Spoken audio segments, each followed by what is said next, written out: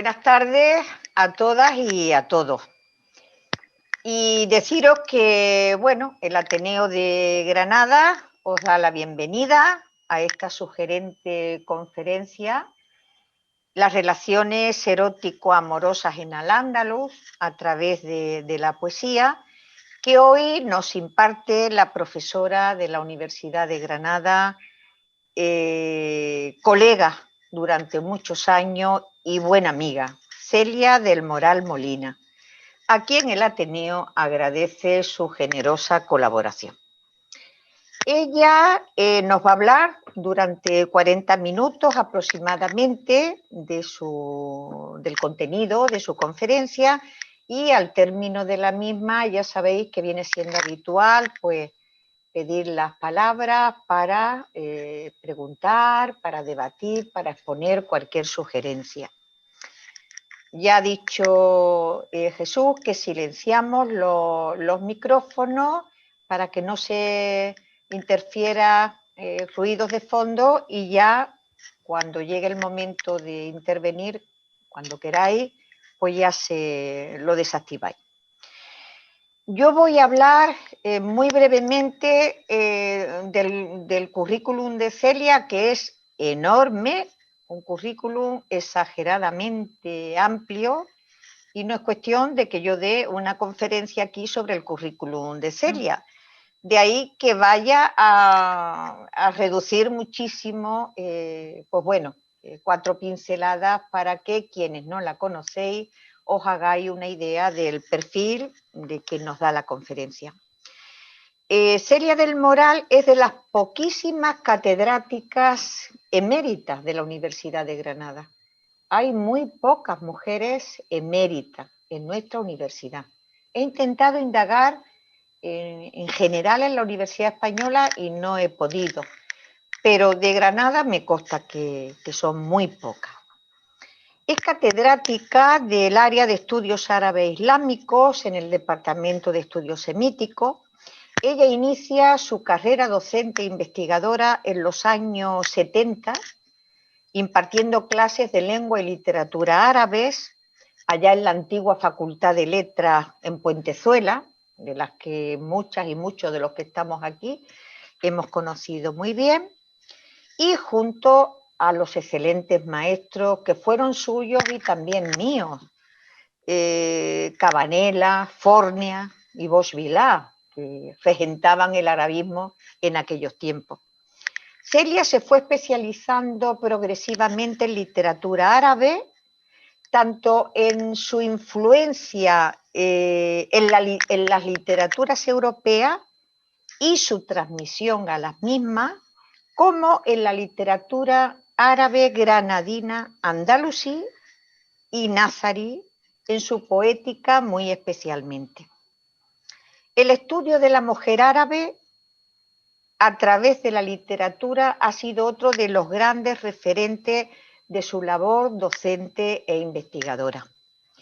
Sus clases en el grado, en el posgrado y el máster en el Departamento de Estudios Semíticos dan buena cuenta de la entrega de nuestra catedrática a la Universidad de Granada, tanto en la docencia como en la investigación.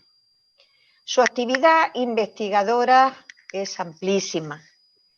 Ha formado parte de grupos de investigación, los ha liderado, estos I+D que conocemos, referido a estudios de la mujer, ciudades andaluzas bajo el Islam, elaboración de un magnífico diccionario de autores granadinos por el que fue premiada junto al profesor José Ortega López. Sus trabajos, sus estudios sobre Ibn al-Jatib, que es el gran poeta y ministro de la Alhambra, ¿no?, de origen de Loja, un lojeño famosísimo, internacional, y qué lástima que solo lo podamos conocer quienes nos dedicamos a estos estudios de árabe islámico, porque es una figura fuera de serie, entre otros muchos.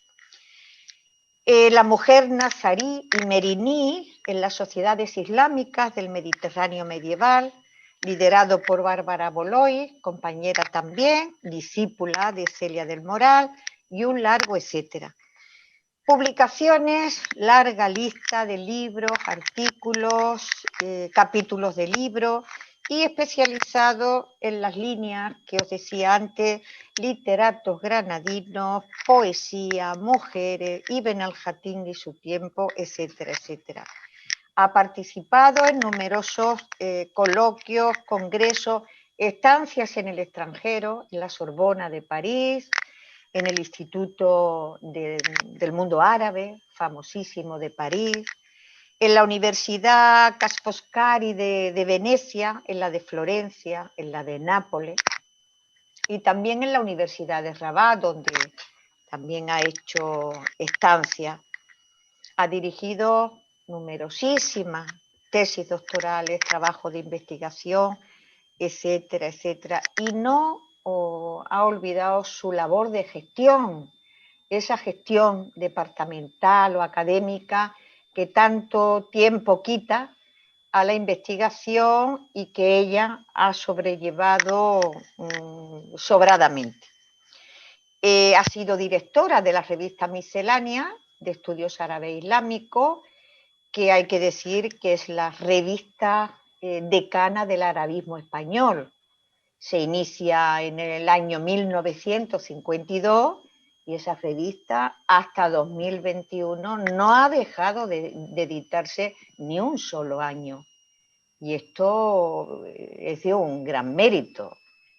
Y bueno, es el instrumento de difusión no solo del departamento, sino del arabismo español en general. Ha sido codirectora de la colección Feminae del Seminario de Estudios de la Mujer de la Universidad de Granada y es actual directora de la colección Estudios Árabes de la editorial de la Universidad de Granada.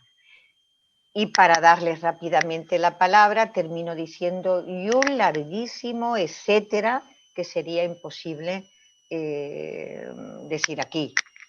Yo felicito a Celia por toda su labor, sabe que la quiero, que la admiro y que estoy muy orgullosa de compartir su conocimiento y su amistad. De modo que te doy la palabra, Celia, para que nos ilustres sobre esa conferencia que espero que a todos, todas, nos guste y bueno, nos digas cosas interesantes. Tienes la palabra. Bueno, ahora, a ver, tengo que darle al audio, ¿no?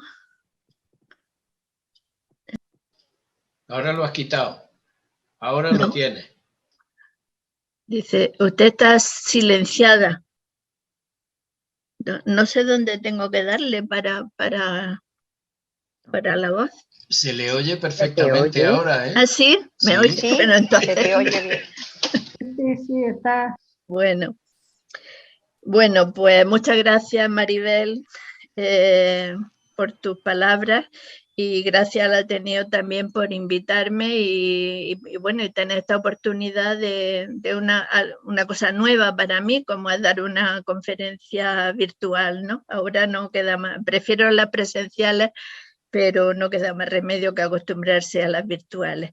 Voy a intentar abrir el PowerPoint, a ver si se me da bien. Compartir pantalla. Compartir. Y ahora. ¿Se ve bien? Ahora perfectamente. Vale. Sí. Bueno, pues es difícil tratar. Bueno, Maribel, antes, si me paso de tiempo, me lo dice, me manda un mensaje, me lo dice o lo que sea, porque De acuerdo.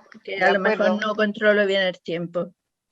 Bueno, pues es difícil tratar de decir algo nuevo en relación con el tema del amor en la cultura árabe, porque algo nuevo que no haya sido dicho ya de los innumerables trabajos que se han escrito sobre el tema, ¿no? Comenzando por el collar de la paloma, del que hablaba antes Jesús, en el siglo X, y bueno, a lo largo del siglo XX se han escrito muchísimas cosas sobre las relaciones amorosas.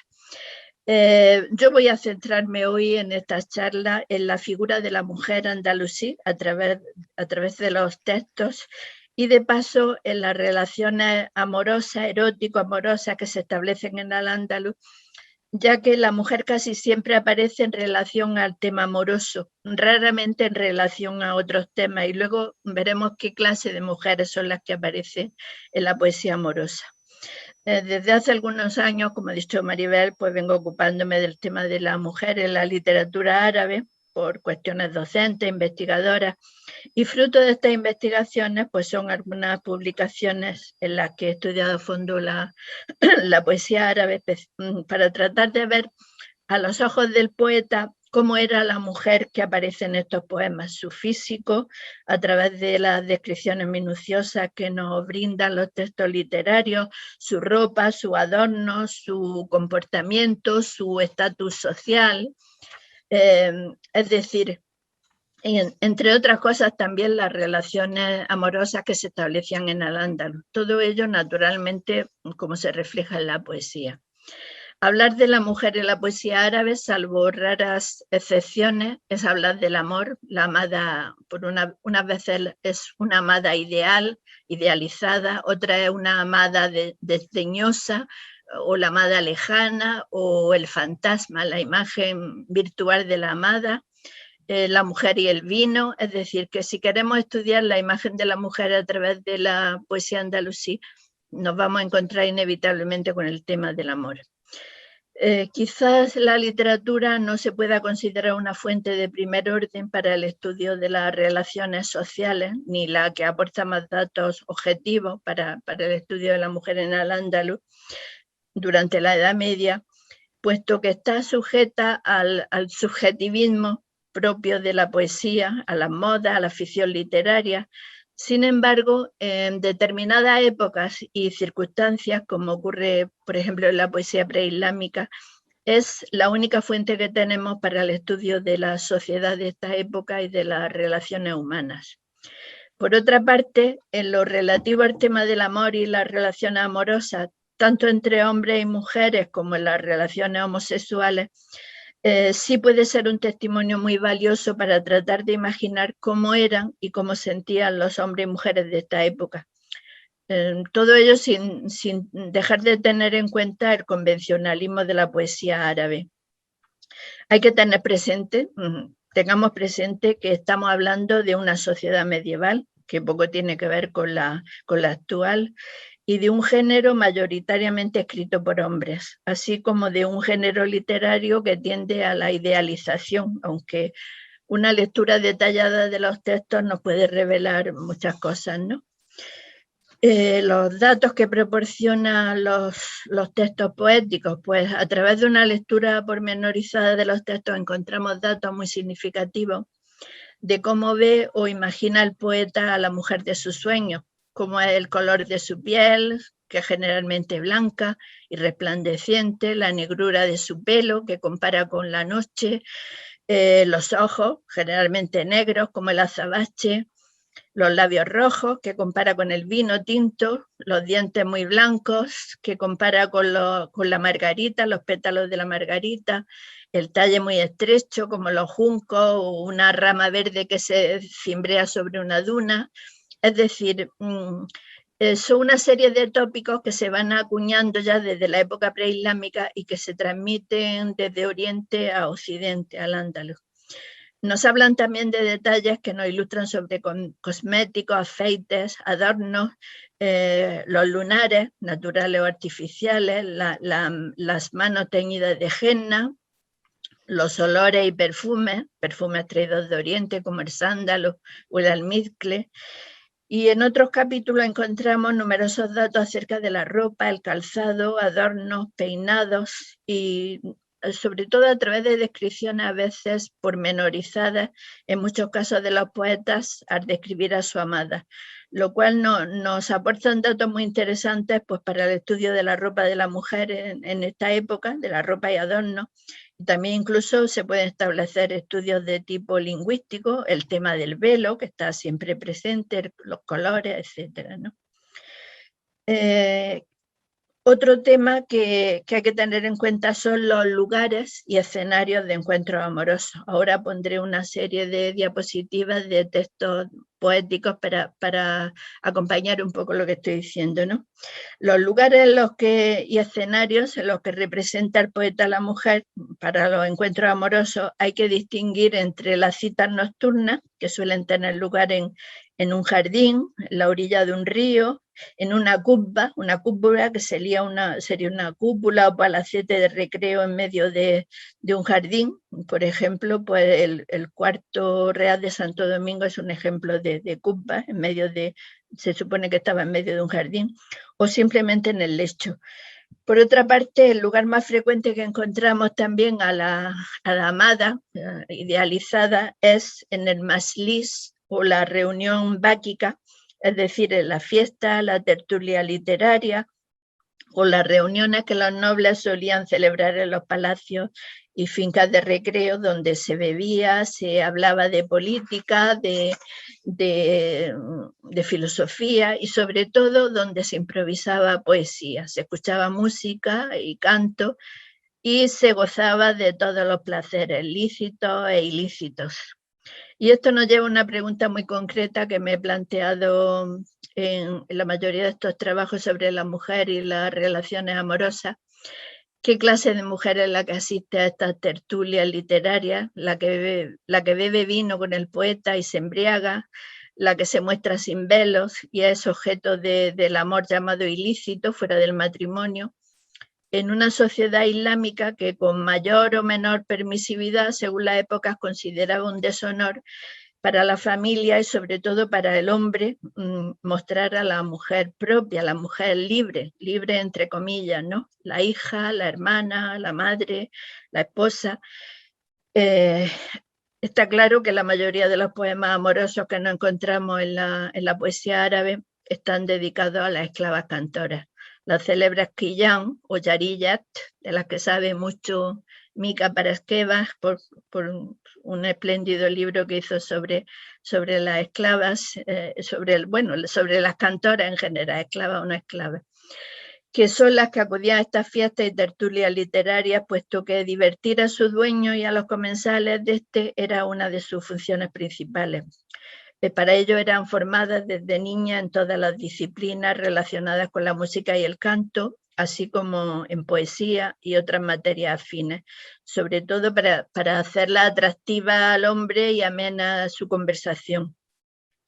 Por tanto, tenemos que deducir que la mujer andalusí oriental, la mujer amada que aparece en un 90%, digamos, de la poesía, es una esclava y que el amor en al-Ándalus se establece, salvo algunas excepciones que también vamos a ver, entre la esclava y sus dueños o los amigos de sus dueños, comensales de los mayalis, de estas tertulias literarias. Hay una clara diferencia o separación entre amor y matrimonio, así como la hay también entre mujeres libres destinadas al matrimonio y a la procreación y las esclavas de alto rango destinadas al placer masculino y de ahí al amor, ¿no? Solamente en el caso en que un hombre se enamorara perdidamente de una esclava y ésta concebía un hijo de su amo, con lo cual pasaba a la categoría de un walad o madre del hijo, podemos hablar de relación entre amor y matrimonio. Y son célebres algunos casos en al-Ándalus en que una mujer pasó de ser esclava a la categoría de esposa, e incluso primera esposa y madre del sucesor en el trono, como la famosa Subh, esposa de Al-Hakam II, o la célebre Rumaykiyya, de la que seguramente habéis oído hablar, que según la leyenda era lavandera y esclava, y pasó a convertirse en la amante y esposa del rey Al-Mu'tamid de Sevilla. En cuanto a la mujer y el vino, que es una relación que vemos con bastante frecuencia en las reuniones literarias y en las fiestas cortesanas, que es donde se origina y desarrolla la mayoría de las relaciones amorosas que se reflejan en la poesía andalusí, no solo entre comensales y esclavas, es decir, mujeres, sino también entre comensales y esclavos, o sea, los famosos coperos, los guilmán, ¿no? Pero bueno, ese sería otro tema del que podríamos hablar también en otro momento. Las yariyat o esclavas que asistían a estas reuniones ejercían diferentes funciones. En unos casos servían el vino a los comensales, en otros cantaban, tocaban los instrumentos o bailaban, y en la mayoría de los casos adornaban con su presencia o con sus cualidades interpretativas la reunión, procurando el placer de los comensales, por lo cual eran objeto de deseo, de amor por parte de los poetas. Era frecuente, según los datos que nos proporciona la poesía, que compartieran también el vino y la embriaguez con los comensales. Y son frecuentes los poemas que aluden a este hecho. Vino, embriaguez y amor se mezclan en los poemas, como en este poema de Ibn Suhayd, poeta cordobés del siglo X.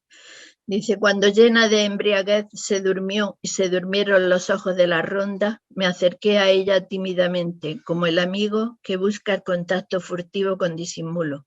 Me arrastré hacia ella insensiblemente, como el sueño. Me elevé hacia ella dulcemente, como el aliento. Besé el blanco brillante de su cuello, apuré el rojo oscuro de su boca y pasé con ella mi noche deliciosamente, hasta que sonrieron las tinieblas mostrando los blancos dientes de la aurora. Bueno, este poema que tradujo Emilio García Gómez, hay otra traducción en otro libro de un investigador que hizo su tesis sobre Ibn Suhayd, y que él dice que realmente la traducción se trata de un muchacho, de un copero. Pues no lo sabemos, porque bueno, hay una teoría que dice que si los árabes utilizaban el masculino por el femenino para disimular o por cuestiones métricas, yo creo que es bastante menos de lo que se dice, pero es verdad que a veces algunos poemas es difícil saber si están dirigidos a una mujer o a un hombre. Bueno, este otro también de Al-Mutamis de Sevilla, que dice: a una gacela pedí vino y me sirvió vino y rosas. Pasé la noche bebiendo el vino de su boca y tomando la rosa de sus mejillas.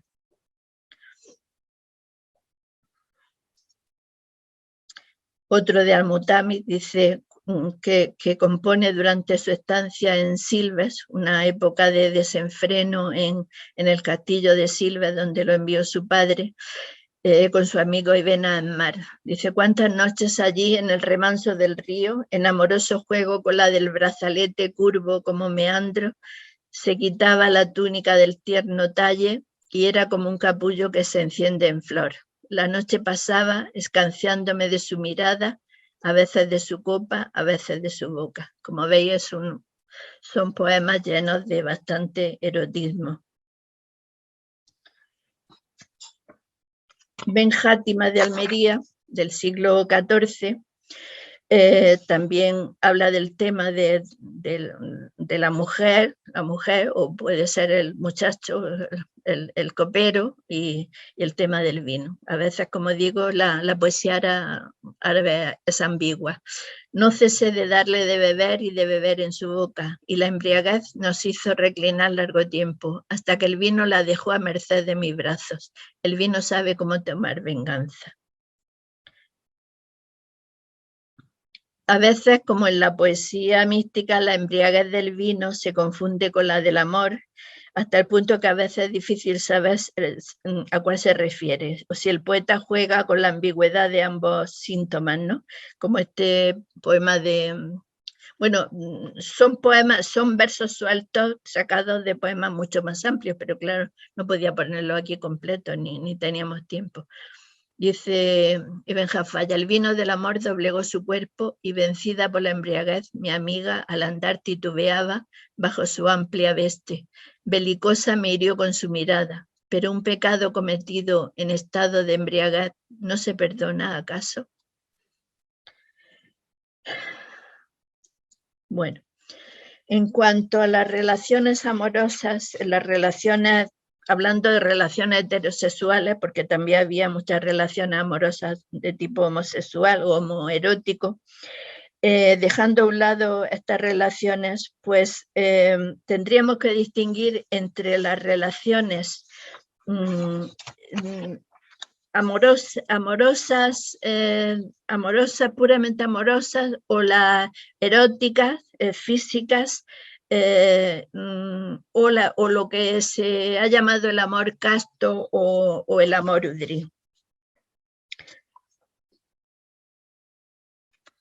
Hay toda una gama de poesía en la erótica y sensual, donde vemos encuentros entre los amantes, relaciones sentimentales, también el amor casto, como he dicho, el amor udril. Vamos a ver un poco ejemplos, la imagen virtual de la amada, el amor no correspondido, sufrimiento de amor, la separación. En todo ello hay que tener también en cuenta el convencionalismo y lo ficticio que hay en la poesía árabe clásica, especialmente el andalusí, que muchas veces puede tratarse de más de un ejercicio literario y de continuación o imitación de los orientales, de las modas orientales, que de un verdadero sentimiento amoroso.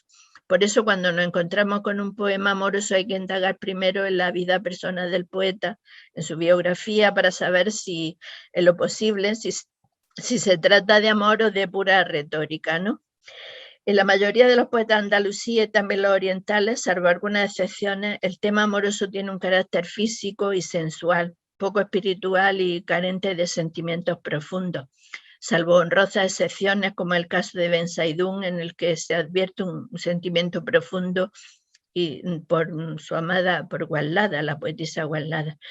Por eso en la mayoría de los poemas el poeta se dedica más a la descripción de lo externo, lo que atrae a los sentidos, la imagen de la mujer, la descripción de su ropa, su belleza, su perfume, es decir, todo lo que se puede apreciar por los sentidos. Y aquí hay que recordar también a qué clase de mujer van dirigidos la mayoría de los poemas, es decir, las esclavas cantoras, ¿no? Y algunas veces, algunas excepciones a mujeres cortesanas, digamos, de origen noble, pero aparentemente emancipadas, de las cuales tenemos ejemplos en tres poetisas andalusíes bastante conocidas, ¿no? Como son Gualada, la cordobesa Gualada, la granadina Nashum y también la granadina Hafsa al-Racunilla.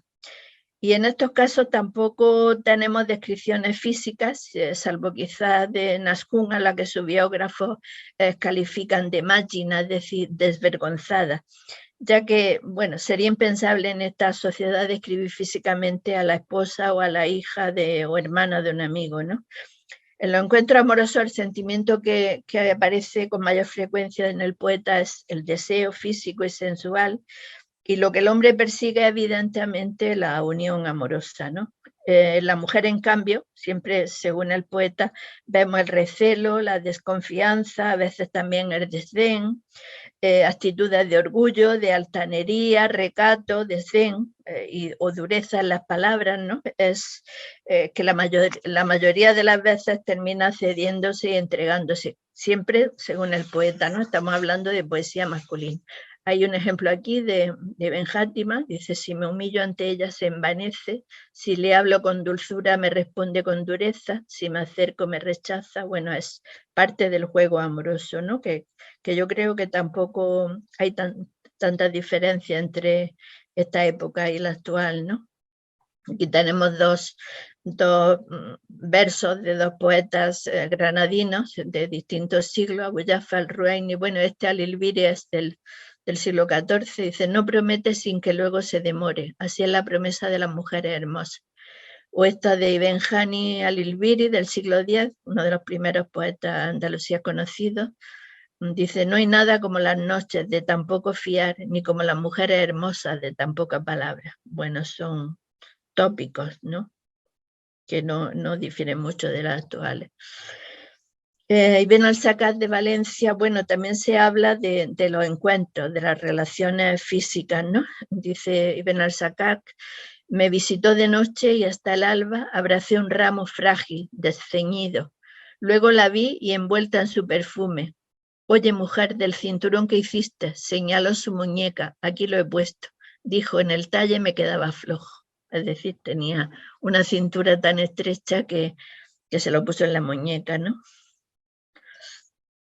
Abu Ja'far Ben Said de Granada nos habla de una velada en Jaur Muhammad. Jaur Muhammad sería el paseo que hay ahora mismo a lo largo del río, donde está el violón, la bomba, todo esto, todo ese paseo con jardín al río que quedaba ya fuera de las murallas, donde los granadinos de este tiempo, de la época almohade del siglo XII, tenían pues sus fincas de recreo, ¿no?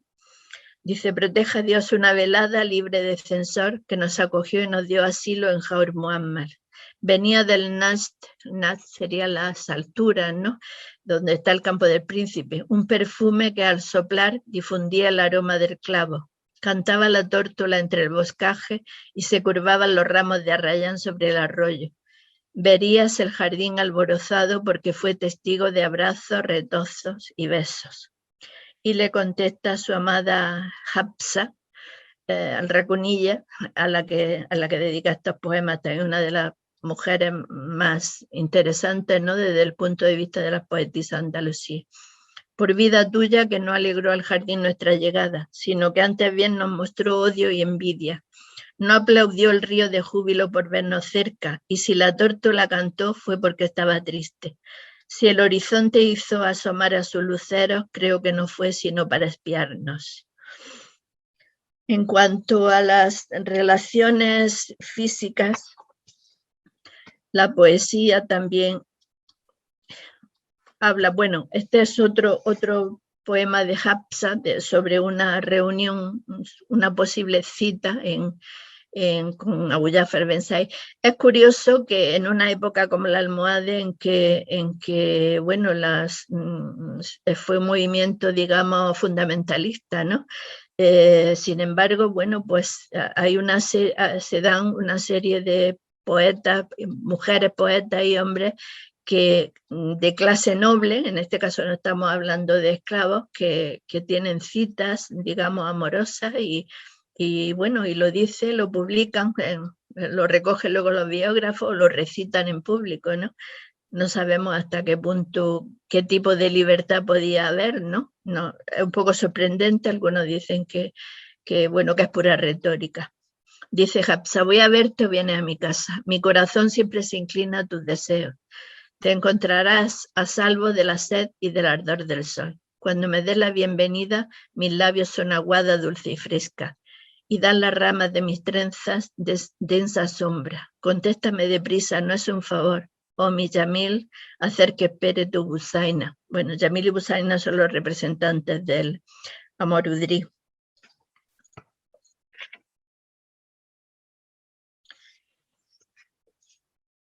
La respuesta de Abu Ja'far Ben Said dice: estás tan alta para visitarme, mientras yo pueda ir si encuentro el medio. No es el jardín el que visita, sino que a él acude el débil soplo de la brisa. Bueno, en cuanto a el amor casto o amor udrí, que sería, digamos, el amor no consumado, pero sin embargo, bueno, es una moda que surge de Bagdad, de la época abbasí, y que tuvo sus seguidores. Yamil y Busaina son los representantes más destacados del amor udrí. Son poetas que por razones que fueran no pudieron, razones familiares, no pudieron unirse y llega incluso hasta morir de amor, ¿no? Como es el caso de Majnun y Laila. Y esta moda o esta tendencia, o bueno, otros dicen que era una doctrina tipo místico religioso, que era, bueno, el acercarse a la amada, pero sin tocarla, para ser castos y sufrir muchísimo y ganar el cielo, ¿no? Ganar el cielo como mártires. Bueno, uno de los primeros representantes de esta tendencia de amor udría, Ibn Faras de Jaén, poeta de Jaén del siglo X. Dice: aunque estuvo pronta a entregarse, me abstuve de ella y no obedecía a la tentación que me ofrecía Satán. Apareció sin velo en la noche y las tinieblas nocturnas, iluminadas por su rostro, también levantaron aquella vez sus velos. Mas puse el precepto divino que condena a la lujuria como chambelán que guardase las puertas de mi pasión. para continuar siendo casto conforme a mi naturaleza. Y así pasé la noche con ella como el pequeño camello a quien un bozal impide mamar. Yo creo que es bastante, expresa bastante bien la psicología de los udríes, ¿no? Un amor reprimido por la castidad, por cuestiones religiosas, por cuestiones morales, pero que tuvo bastante éxito. Por ejemplo, vemos este poeta del siglo XIII, granadino, Mutarrif al-Garnati, dice: yo soy, como quieras y deseas, un amante apasionado, un poeta ilustre, noble, generoso. El Irak me ha amamantado al pecho de su amor, Bagdad me ha conquistado con su mirada. Y es que el amor udrí venía también se llamaba el amor de Bagdad.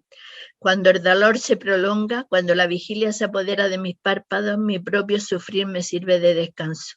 Método que fundó Yamil y cuya rigidez aumentaron los que, como yo, vinieron después.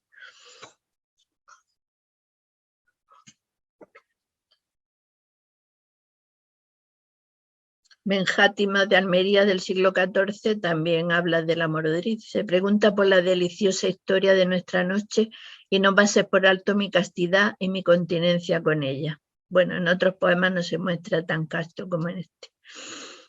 Y este de Ibn Faras dice, bueno, esto a propósito de la imagen virtual de la amada. Es un tema que se habla del Taif al-Hayar, que el Taif sería, si lo traducimos, lo buscamos en un diccionario, pues algo así como la quimera, el fantasma, la imagen de la amada. Yo lo llamo la imagen virtual.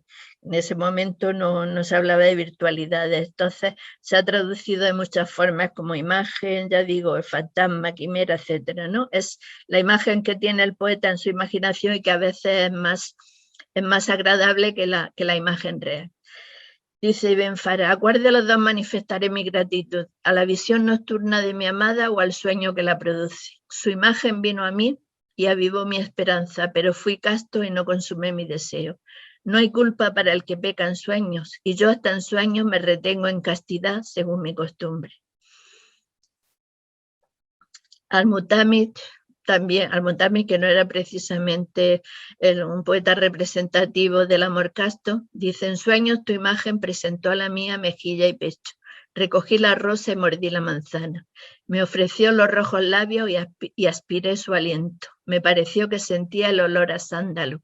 Si quisiera visitarme cuando estoy despierto, pero entre nosotros pende el velo de la separación. Yo creo que se refería cuando estaba de campaña y no podía tener cerca a su amada. No creo que fuera por castidad. Y de Abu Ja'far Ben Said, de Granada, dice: yo alabo su imagen, su taif, y la censuro a ella. La diferencia para mí es grande. Ella, si me aparece en canas, se muestra esquiva. La imagen, en cambio, viene en el momento de encanecer. Y si perdura su rechazo o su abandono, acude la imagen, aun siendo la visita difícil. Es decir, prefiere la imagen virtual a la amada real que se muestra esquiva, ¿no? Otro poeta, Abu Ishaq Sahili, cuando ella, su taif, me venía a visitar, su figura seducía mi corazón. Pídele pues que vuelva, moriré de celo. No se mortificaría de ver a su rival en mi lecho si hubiera reiterado las visitas.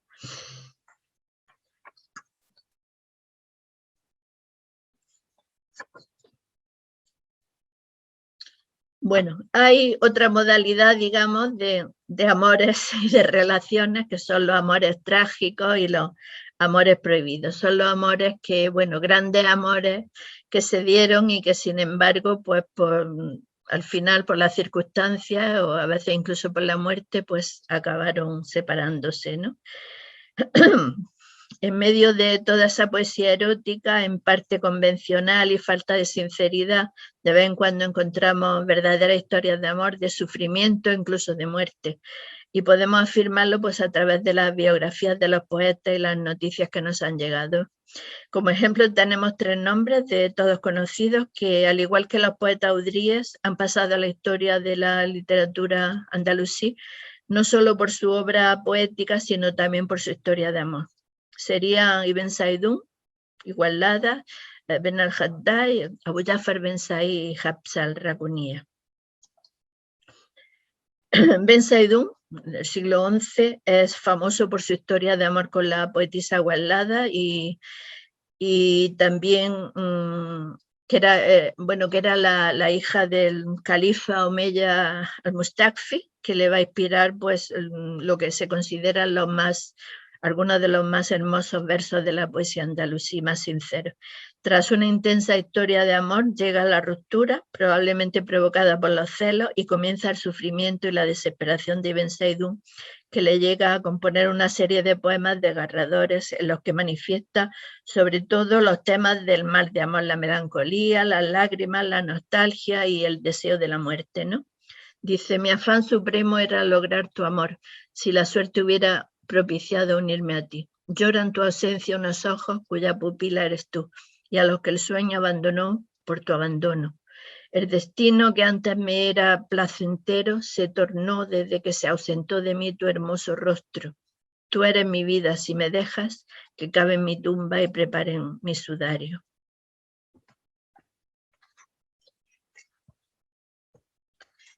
O este otro, ¿no? Traducido por Henri Pérez, dice, entre tú y yo, si tú quisieras, habría algo que no se perdería. Un secreto que, cuando los secretos de los otros fueran divulgados, quedaría por siempre oculto. Séate suficiente saber que si tú cargaras mi corazón con lo que el corazón de los otros hombres no puede soportar, el mío sí podría. Sé altiva, soportaré. Contemporiza, tendré paciencia.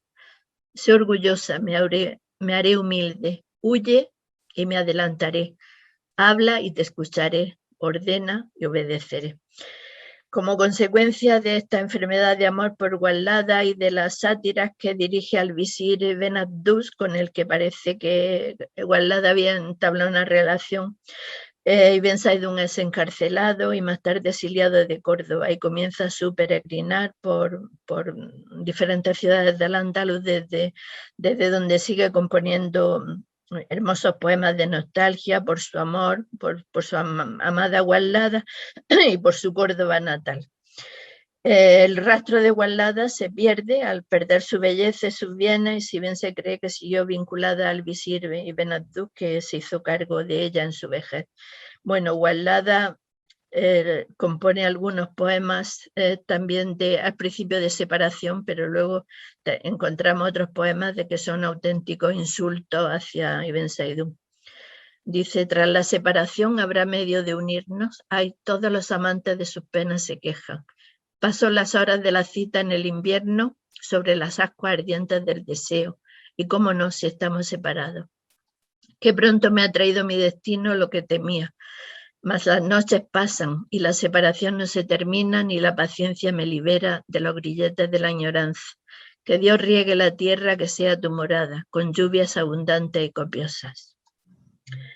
En segundo lugar tenemos el poeta granadino, antes del poeta granadino hay otro poeta, Ibn al-Haddad de Guadix, del siglo XII, que marchó a Oriente y a su paso por Egipto en un monasterio cerca de Asiut conoció a una monja cristiana, se llama Nuwaira, de la que se enamoró locamente. Permaneciendo allí largo tiempo, componía poemas a su amada y buscaba la ocasión de verla y hablar con ella. Finalmente él les pone sus sentimientos y le pide que corresponda a su amor, pero ella huye y a partir de ese día le rehuye, con lo cual pues aumenta su sentimiento, su dolor y finalmente decide volver a su tierra y se estableció en Almería, donde dedica su panegírico al Mutasim Ben Sumadij.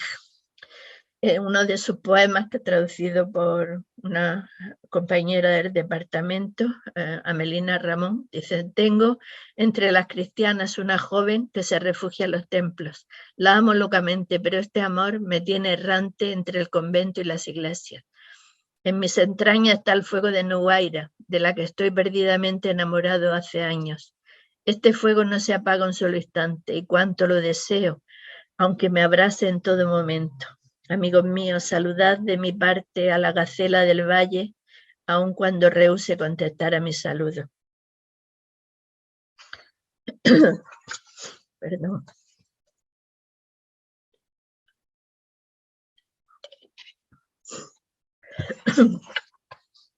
Bueno, en tercer lugar tenemos una historia de amor y de muerte, como es la de Abu Ja'far Ben Said, y de Hafsa, del que ya hemos hablado, ¿no? Tiene un final mucho más trágico que el de Ben Said Igualada. Se desarrolla en la Granada almohade de la segunda mitad del siglo XII y Abu Ja'far y Hafsa eran nobles, ricos, poetas. Él pertenecía a la ilustre familia de los Banu Said de Alcalá la Real, tío del autor del Mugri. Ella, de origen bereber, de gran belleza y excelente poetisa, se enamora y se convierten en amantes, por lo menos según la poesía y según las fuentes, y se dirigen mutuamente poemas de amor en los que conciertan citas y encuentros amorosos como los que ya hemos visto, ¿no? Tras una ruptura de celos similar a la de Ben Saidún Igualada, motivado en ambos casos por un escarceo amoroso del poeta con una esclava, Hafsa cede a las pretensiones del Sayyid, el gobernador de Granada, que era hijo, Abu Said Uthman, era hijo del califa del Mumin, y que estaba enamorado también de Hafsa. Y Abu Ja'far, enfermo de celos y de sufrimiento por la ruptura con su amada, se vuelve contra el gobernador, que anteriormente había sido su amigo, y compone sátiras contra él. Y finalmente se une a una rebelión nacionalista contra los almohades, lo que aprovecha el Sayyid del gobernador para encarcelarle y ejecutarle en Málaga. Hafsa, al conocer la noticia de su muerte, vistió ropas de luto, como si hubiera sido su viuda, que realmente, que sepamos, no llegaron a casarse, y se retiró de la corte. Compone estos versos para su amante muerto y por este hecho fue amenazada de muerte. Dice: por vestirme de luto me amenazan, por un amado que me han muerto con la espada. No murió con la espada, murió ahorcado. Que Dios tenga clemencia con quien sea liberal con sus lágrimas, o con quien llore por aquel que mataron sus rivales, y que las nubes de la tarde, con generosidad como la suya, rieguen las tierras donde quiera que vaya. Hafsa terminó sus días como muallima, maestra, enseñando a las mujeres en el palacio de Al-Mansur de Marrakech. Y otro caso trágico que he querido incorporar aquí es el del sultán nazarí Yusuf III del siglo XV. Yusuf, 13º sultán nazarí, hijo de Yusuf II y nieto de Muhammad V, es uno de los poetas más importantes del siglo XV. Perdón, que tengo ya la garganta regular. Es autor de un extenso diwan y era el heredero legítimo al trono de Granada, pero tras la muerte de su padre, que murió envenenado por una camisa envenenada, atosigada, dice las crónicas, fue hecho prisionero por su hermano Muhammad y fue encerrado en la fortaleza de Salobreña, que era el castillo de Salobreña era una prisión real nazarí.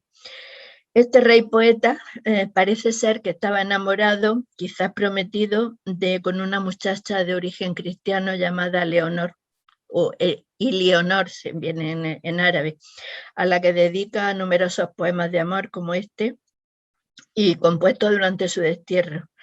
Leonor era hija de un antiguo visir de su padre, Abu Yazid Khalid, un elche de origen cristiano, convertido al Islam, y es posible que se conocieran desde niño y que estuviera prometido a ella, no lo sabemos a ciencia cierta, ¿no? La cuestión es que cuando termina su destierro, porque su hermano muere y envía un emisario a Salobreña para que lo mate, pero bueno, este no cumple su mandato y mientras tanto llegan noticias de que el rey ha muerto y vuelve a Granada con él y lo entroniza, ¿no? Y entonces sabemos por otro poeta, Ibn Furkún, que es su poeta áulico, que se casa con Leonor después de volver a Granada. O sea, no estaba casado, que sepamos, cuando estuvo prisionero en Salobreña, varios años.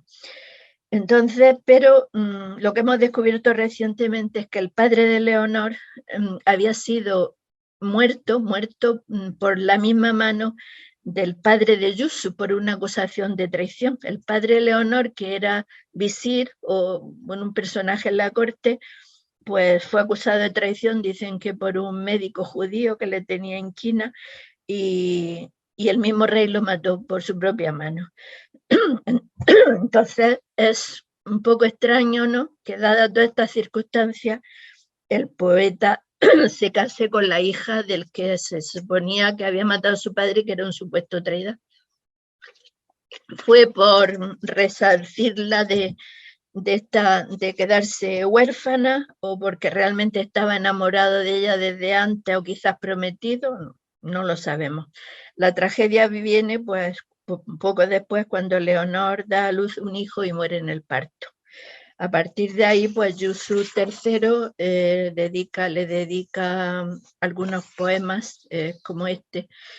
Bueno, no sabemos si se lo dedica, este poema que viene en su diwan fue traducido por María Jesús Rubiera, no sabemos si está compuesto antes de la muerte de Leonor o después. Dice: clamé cuando la noche arrastraba su ropaje. Leonor, el Mesías no perdona tu alejamiento. Cuando el ardor de Leonor resplandece, la mañana envidia el rubor de sus mejillas. La saliva de sus labios que yo degusté es tan dulce que se diría mezclada con el agua del paraíso. Cuando Leonor aparece, su resplandor despeja el horizonte de mis pensamientos y el amanecer de mis desvelos. Es a ella a quien me referí cuando dije: eres la luna de la ruptura del ayuno y un día de Pascua. Diría que su piel es de inquieta gacela, pero ¿cómo una gacela puede tener una piel semejante? Si dijera que es como el sol rosado del alba, también mentiría, porque ¿qué astro puede tener un rubor como el suyo? Hay otros poemas amorosos que creemos son dedicados a ella después de su muerte, aunque Yusu se casa por segunda vez, tenía que casarse, tenía que tener hijos con la hija del que se cree que fue el emisario que envió su hermano para matarlo. Y tiene otros hijos, pero el nombre de esta segunda mujer no aparece en las crónicas ni en el diwan. Bueno, este es uno de los pocos casos que tenemos en la poesía andalusí en el que un poeta dedique poemas amorosos a su propia esposa, porque, como ya he dicho antes, podía considerarse un deshonor. Normalmente de la esposa no se hablaba más que cuando se moría. Entonces los poetas le dedicaban una elegía. En la mayoría de los casos, pues los poemas se dedican a las esclavas o a mujeres nobles que, como el caso de Wallada o Nashun o Hafsa, eran poetisas, mujeres libres, mujeres, digamos, con empoderamiento, como podríamos decir hoy día, y que participaban en las tertulias literarias de la corte, pero eso no es lo normal, es la excepción a la regla. Y no sabemos que ninguna de las tres se casara, ¿no? Bueno, por último, me voy a referir a la relación amorosa en la poesía popular estrófica.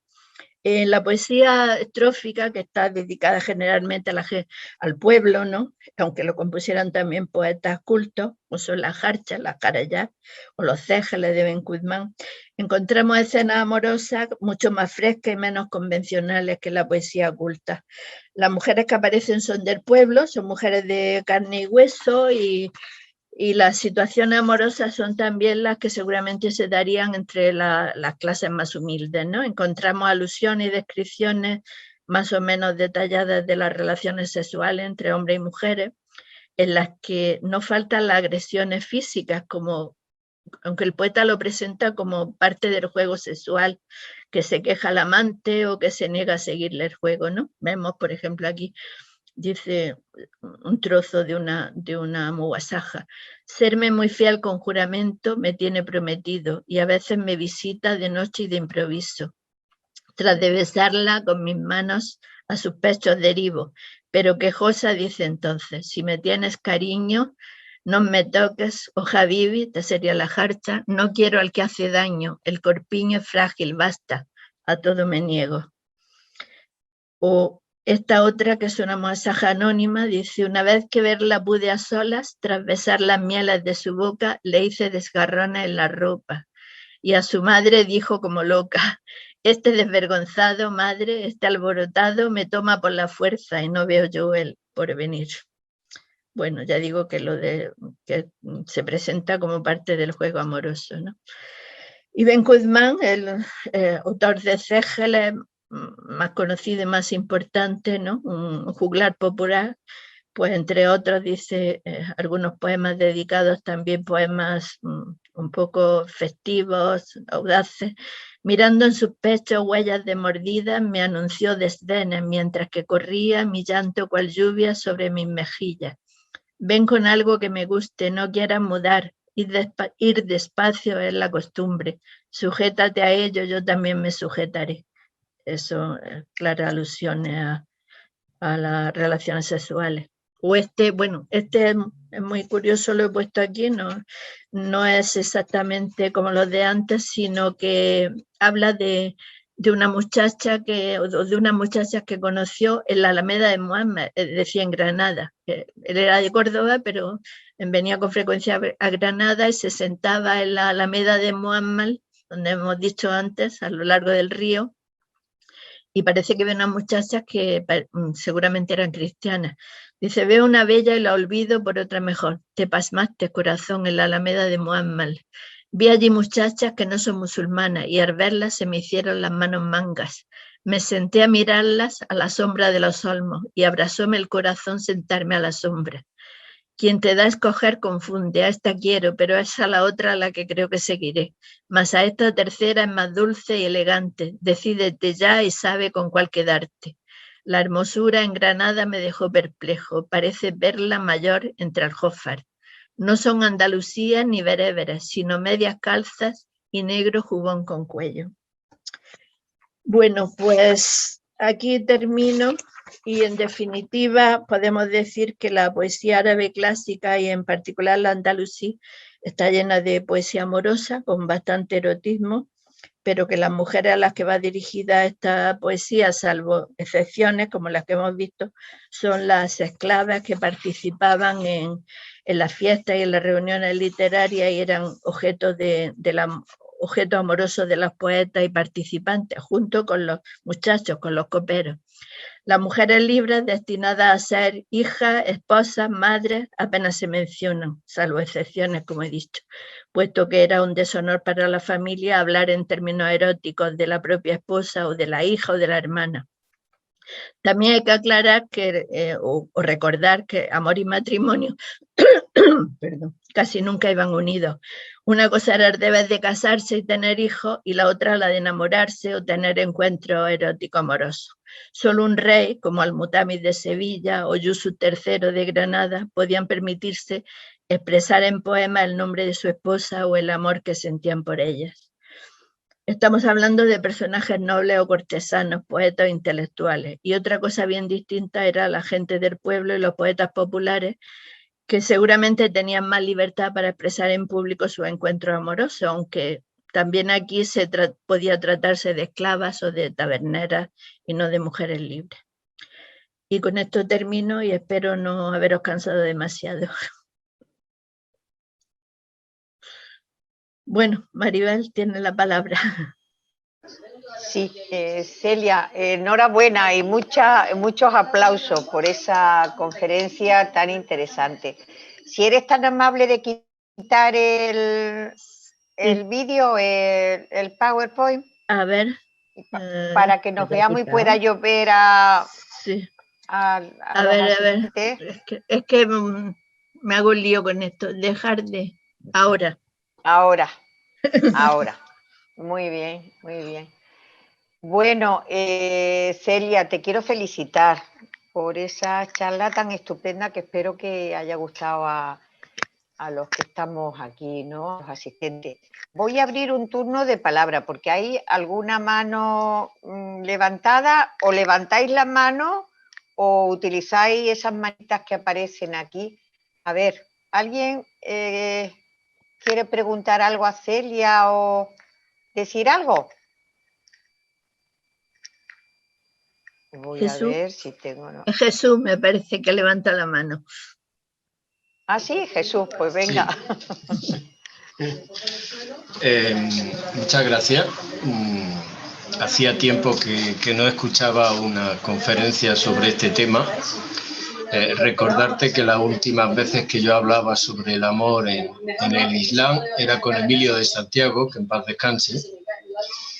que había sido Emilio, discípulo de Emilio García Gómez, que había tenido relación con él.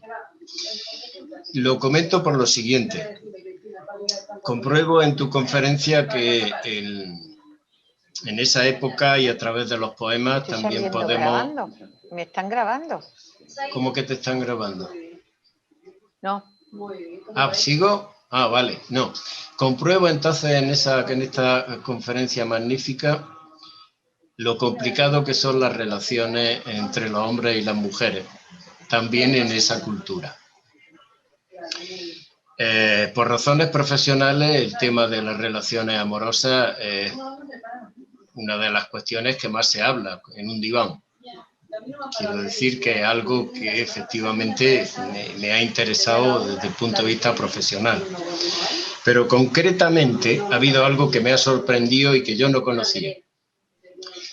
Y es lo que has llamado el amor casto.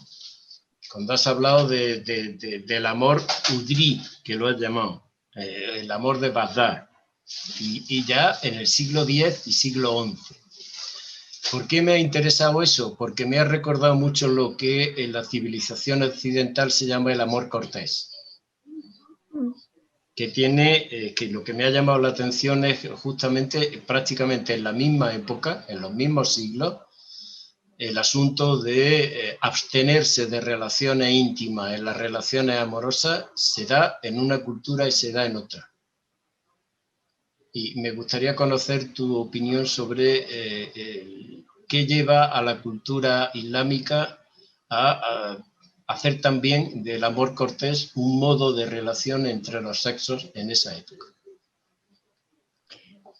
Bueno, yo diría que es al revés. ¿Me oís, no? Sí.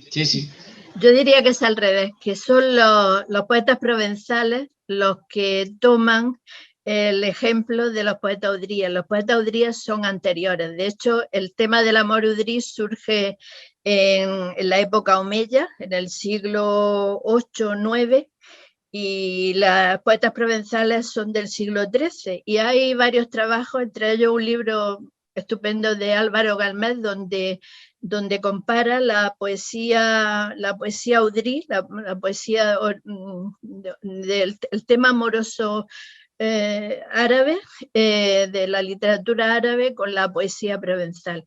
Y entonces hay muchos ejemplos en los que se cree que de alguna forma, a través de las fronteras del norte de España, de las marcas, ¿no?, donde había encuentros fronterizos, la zona de Zaragoza, de Navarra, de toda esa zona que digamos era fronteriza y que tenían bastante contacto con las cortes cristianas y también con la corte provenzal, donde ese influjo, que ya era muy conocido en Al-Ándalus, pudo pasar a través sobre todo de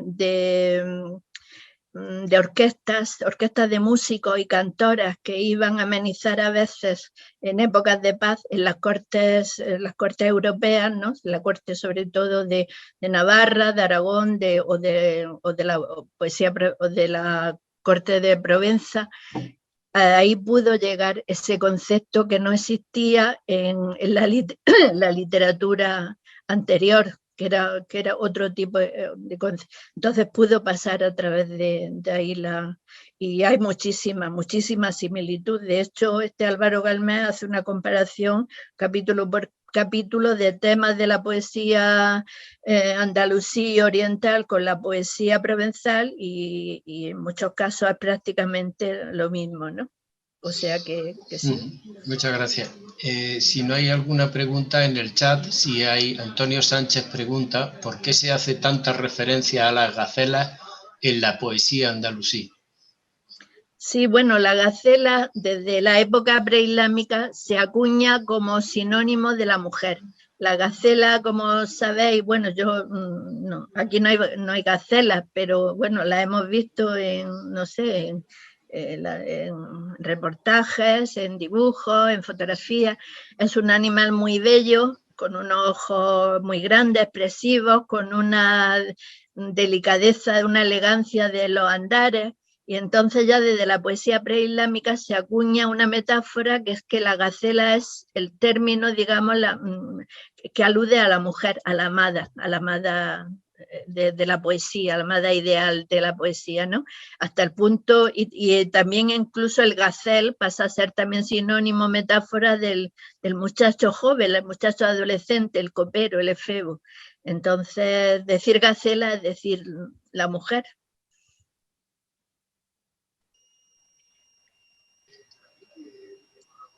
Yo me gusta, mientras la gente se anima, quería preguntarte o comentar al hilo de lo que Jesús ha planteado. Este amor udrí, amor casto, también García Gómez lo llamaba amor platónico, ¿no? Sí, es lo mismo. Esa idealización del ser amado al que deseas pero que no tocas. No puede llegar a ese amor físico. Y de cualquier manera, Celia, yo creo que habría que recordar esa tradición erótica de la poesía desde la época omeya en Oriente Medio.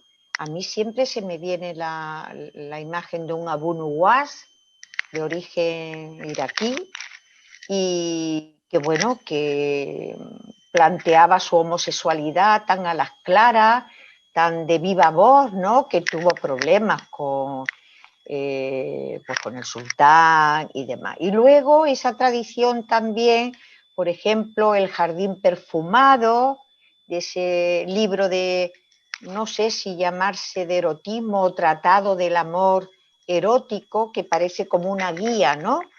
Una guía sexual de cómo se tienen que comportar los amantes. O sea que hay una tradición de esa sexualidad, erotismo, que en la tradición cristiana no la ha habido, que yo sepa por lo menos.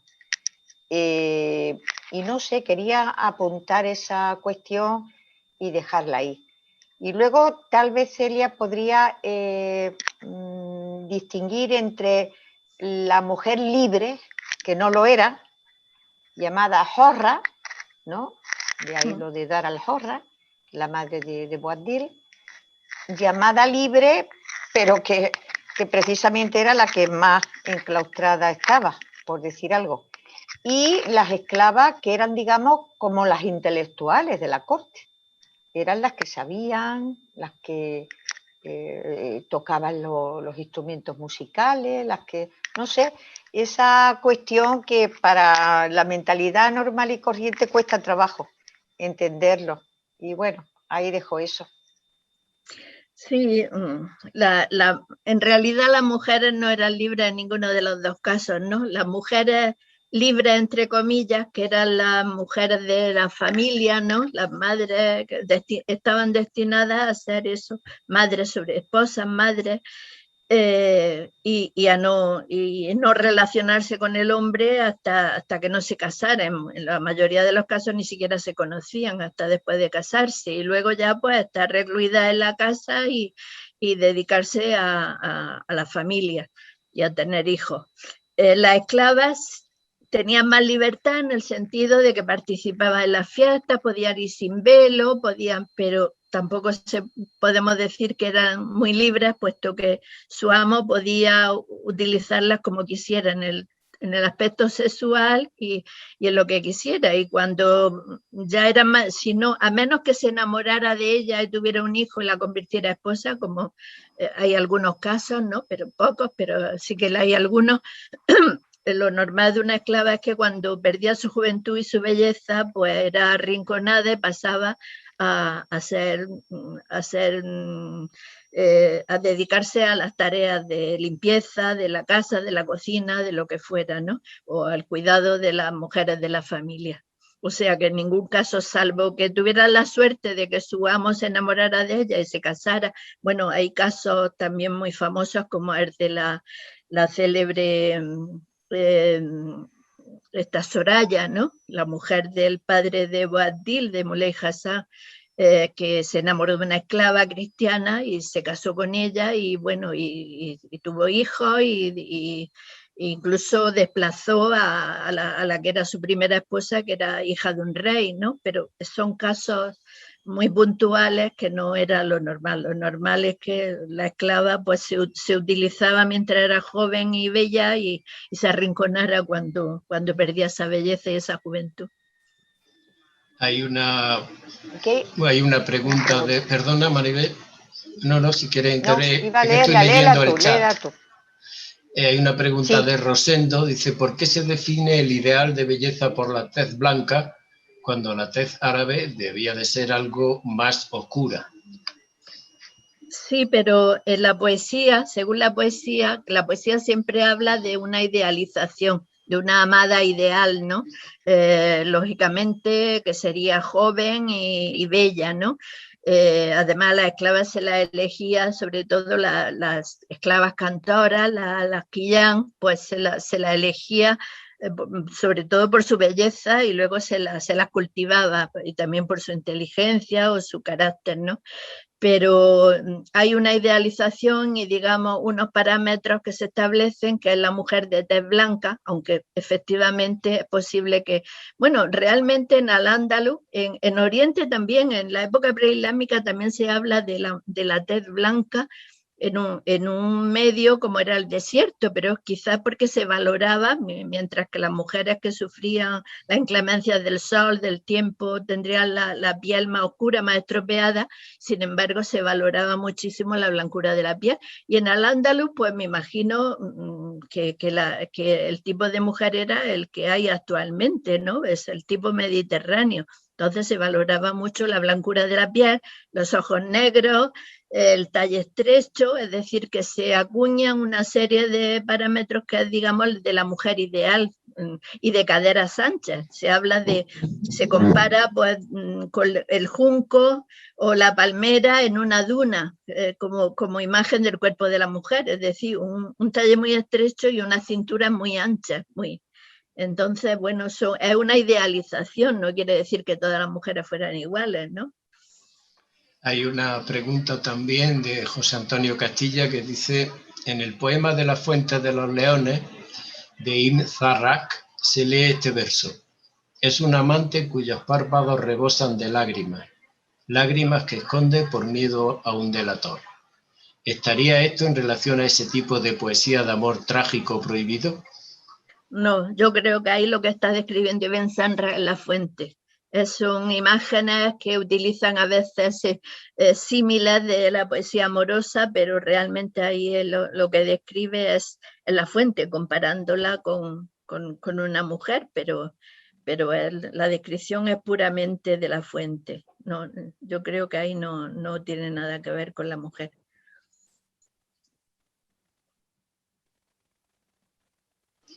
Bueno, no hay más preguntas en el chat.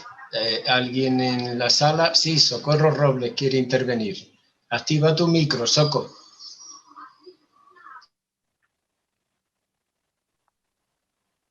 Bueno, Celia, me oís, ¿no? ¿Verdad? Sí. Sí. Bueno, pues muchísimas gracias por esta espléndida conferencia. Hay cantidad de cosas que no tenía ni idea. Es un tema pues que pues no lo había de forma organizada como tú lo has hecho, pues no lo había oído. Quiero que me comentes, si puedes, o que abunde un poquito más, en el tipo de poesía que hombres y mujeres, más hombres, pero algunas mujeres, si ves que existe en la producción de esa poesía, si se mantienen los mismos temas o al profundizar y ver la producción de estas poetisas y de estos poetas, si realmente existe algún tema diferente o alguna manera de ver el amor de otra forma, o en algunos de los tipos de amor que ha ido desgranando, si hay como mayor abundancia por el tema de ser hombres o mujeres, o prácticamente es la misma cosa, no lo sé.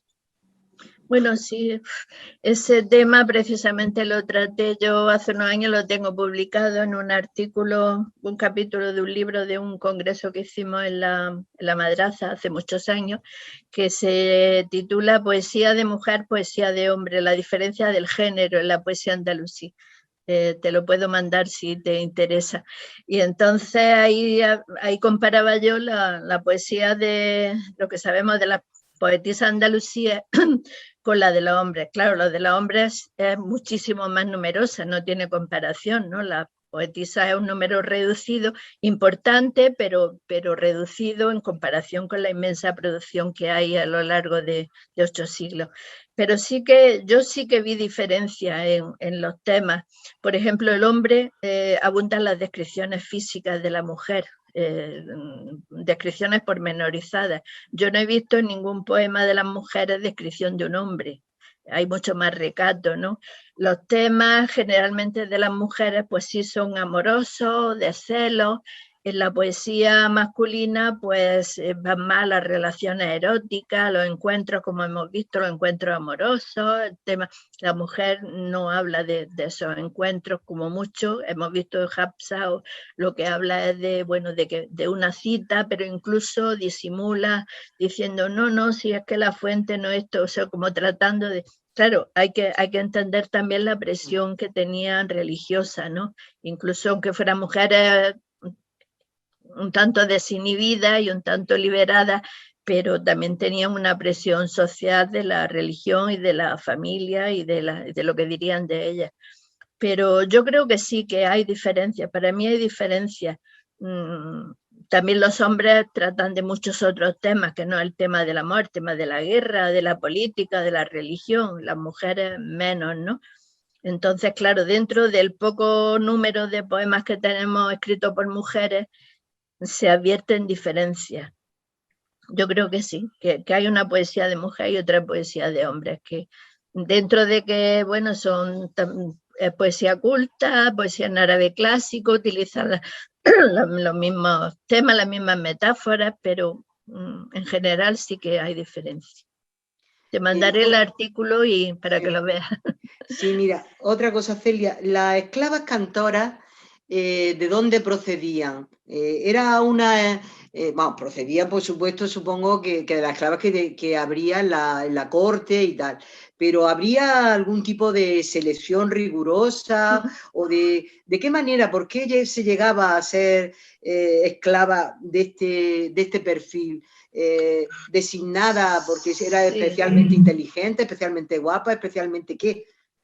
Sí, se habla sobre todo en Oriente, hay trabajos que hablan de que los músicos famosos pues tenían como una especie de escuela, entre comillas, de formación para las esclavas cantoras, donde se las escogía desde niñas. Claro, esclavas eran o capturadas en las batallas o en las incursiones, o bien hijas de otras esclavas. Y se la escogía lógicamente primero por su belleza y también, bueno, por su voz, se hacía una especie de prueba y tal, y luego pues se la formaba. Sí es verdad que parece que porque la caina, que es el singular, el plural quillan, desde niña pues estaba formada pues en diferentes materias, en literatura, gramática, no solo en la música, el canto y el baile, sino en otras muchas disciplinas. Eran formadas mucho mejor que las mujeres libres, puesto que estaban destinadas al placer. Era, digamos, pues, bueno, de esto sabe Mica Paraskeva, que no sé si me estará escuchando porque hizo su tesis sobre ese tema, y sabe mucho de eso en Oriente. Y luego en Al-Ándalus se imita un poco también las costumbres orientales, ¿no? Se habla del famoso músico Ciriab en Córdoba, que también trae o formaba a sus esclavas cantoras. Y entonces estas mujeres estaban destinadas al placer del hombre, como las hetairas griegas, de las que también Mica hizo un trabajo muy bonito. Es decir, el placer, una mujer culta, una especie de cortesana que no solo canta, baila o toca un instrumento, sino que tiene que tener una cultura para conversar en estas reuniones, tener una conversación inteligente con los hombres. Ahora, ¿cómo se formaban? Si se formaban en los palacios, en la casa de los músicos, pues tampoco tenemos muchos datos. Hay casi más datos a través del Kitab al-Aghani, que es el libro que ha trabajado Mika, que es el libro de las canciones, pues se habla mucho más de todos estos temas, ¿no? De la formación. En Al-Ándalus pues no tenemos muchos datos, pero nos imaginamos que era igual que en Oriente, ¿no? Es decir, se las escogía, se las formaba y luego se las vendían, eran objetos de compraventa o se las regalaba en muchos casos. Se las regalaban al califa o al príncipe, o se compraban, se vendían como un objeto. Y a veces creo que alcanzaban precios exorbitantes. Una buena cantora, que cantara bien, que fuera bella, que fuera inteligente y todo, podía alcanzar precios bastante exorbitantes.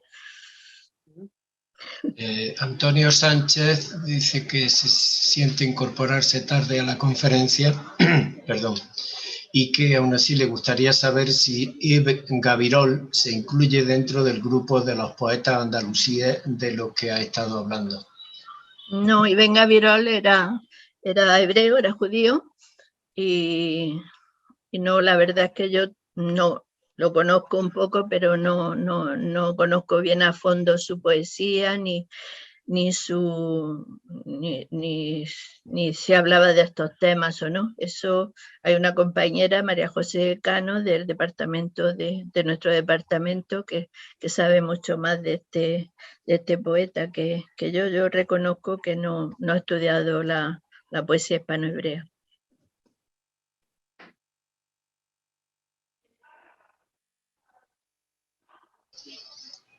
Maribel, cuando quiera. Maribel se ha dormido. Está estática. No, se le ha congelado la imagen por alguna razón. Está dormidita. No, pero es de mentira. Es de mentira. Es de mentira. Maribel. Ábrele el micro. Ábrele el micro. Ahora. Maribel, que decíamos que se te había congelado la imagen. Sí, es que he tenido problemas con el internet, perdona. Y he dejado de oír a Celia hablando de Ibn Gabirol y demás. Se terminamos la sesión, no hay más palabras. Bueno, has nombrado tantas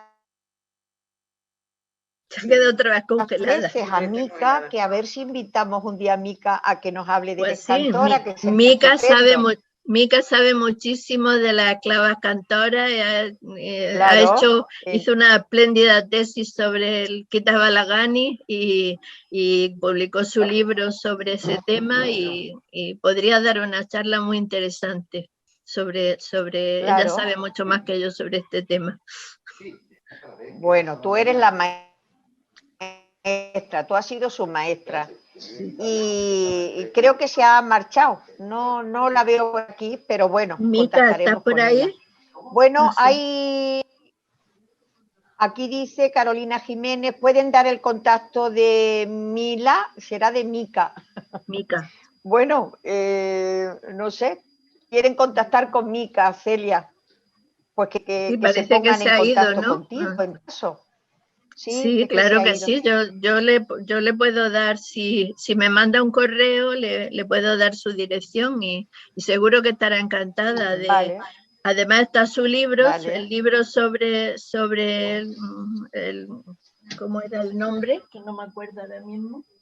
Sobre el Eros, y es precisamente sobre el tema erótico y las esclavas, y el tema de las esclavas a través del Kitab al-Aghani. Está publicado en la Universidad de Granada, en la editorial de la Universidad de Granada. Bueno, ya es una manera de asegurarse, si no, que hablen contigo, tú tienes tus datos en la página de la universidad y pueden contactar.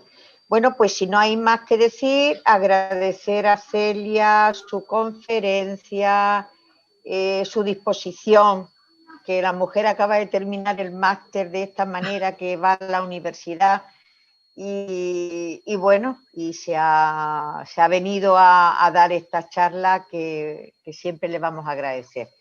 De manera que sin más que decir, pues se acaba la sesión. Nos salimos, buenas noches a todas y todos y que espero que os haya gustado. Venga, seguimos. Enhorabuena, Para Celia. Muchas gracias por escucharme. enhorabuena, Celia. Muy bonito. Gracias.